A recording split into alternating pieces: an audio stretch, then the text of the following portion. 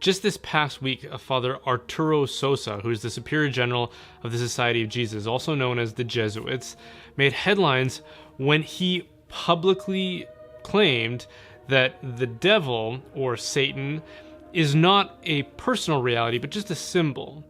And this isn't really an exceptional belief to have. A lot of people believe this. I think if you surveyed most people, especially those who don't confess an orthodox Christian faith, most would probably agree with his claim. But what does stand out about this is that someone who presumes to represent the Catholic faith would publicly say something that does not represent the Catholic faith.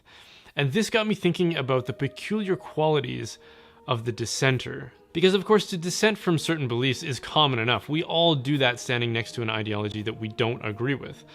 But what do we make of the person who dissents from a certain ethos while still claiming to be an adherent of that ethos, or even in this case, a representative of that ethos?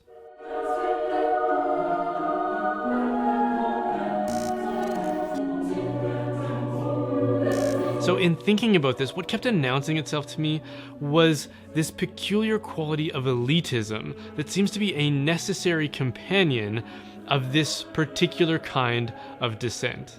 So why do I say that? Well, what distinguishes the dissenter who remains a member of a community of belief is that where there is consensus or something approaching consensus in that community, the dissenter must hold that where he is distinct from the rest, he is right where everyone else is wrong. Now that doesn't mean he's wrong. Truth isn't a democracy. A majority vote doesn't necessarily correlate to truth just because it has a majority. And virtually every invention and notable discovery was made by someone who rejected the prevailing climate of opinion. Albert Einstein looked at the prevailing climate of opinion with respect to Newtonian physics, which enjoyed scientific consensus and had been confirmed through major advancements in technology, and he asserted that all the great minds who had studied Newton's claims were wrong, and that he was right in asserting special relativity. Think about what you would have to believe about yourself to insist on that conclusion. Even if your theory was right, you'd think that some measure of humility would invade your thinking to try to tell you that you can't be smarter than centuries of all these great thinkers who have concluded otherwise. But as it turns out, Einstein was right and everyone else was wrong. But this is an exceptional scenario.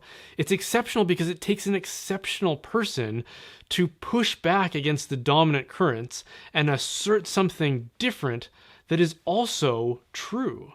Because consensus on intellectual questions is not easy to come by. Wars have been fought in the hopes of achieving such consensus.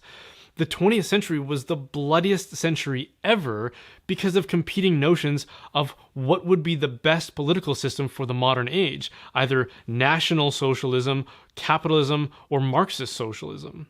So when the miracle of consensus is achieved, it's not something that should be casually dismissed given what it's probably cost. But we now live in an age of dissent. It's become fashionable to think of yourself as a rebel or even a revolutionary, and for generations we've been encouraged to rebel against anything that looks traditional. But remember, dissenters who are right, like Einstein, are extremely rare.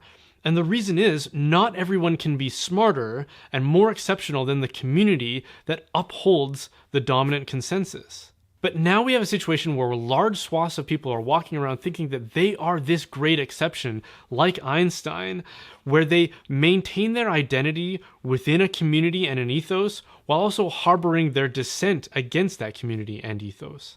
So coming back to the Catholic Church, like I highlighted in one of my recent videos, most Catholics now dissent from a core teaching of the Catholic Church with respect to the Eucharist. But I honestly wonder how many of those same dissenting Catholics actually took the time to seriously study council documents and the vast discussions and debates that eventually led to the consensus that emerged. My guess is not very many.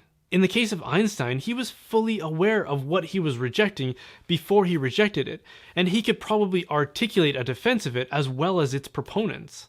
I think it's important to notice a fact here, which is that if you intend to reject a hard-fought consensus from within a community, and then continue to consider yourself a fully fledged member of that community, then you should also be prepared to think of yourself as someone who is as exceptional and rare as someone like an Einstein. But if instead you find yourself in the company of a current of drifters who simply happen to be floating down streams of fashionable thought, then there's a disconnect there, because that's not what Einstein did. He stood against the current of drifters and asserted something contrary. If you insist on identifying yourself with a community while simultaneously dissenting from the consensus of that community, in the case of the Catholic Church, that would be doctrines, then you need to assert something with that rare and exceptional tenacity of someone like Einstein, or have the integrity to admit that you've drifted outside the bounds of that community and are no longer a part of it. But if you insist on being counted as a member of your community while dissenting from it, as arguably most Catholics do, then you're contending that where centuries of saints, great saints and theologians found consensus, they were wrong and you are right. That somehow you are so exceptional that you've emerged as an Einstein in their midst. I think a healthy approach to questions like this is to thoroughly study what it is that you believe or reject before you believe it or reject it. Don't be a blind follower or a casual rebel who doesn't understand what you are believing or rejecting. Thank you so much for watching that, you guys. If you enjoyed this video, then please consider subscribing and hitting that bell if you're on YouTube, or just liking and following from wherever you are and wherever you happen to be watching this from. And if you want to support the making of these videos, then please consider supporting my work as a digital media and marketing expert. My company, Holdsworth Design, is a branding and communications company that specializes in web design and logo and branding, graphic design, videography, and communications and marketing strategy.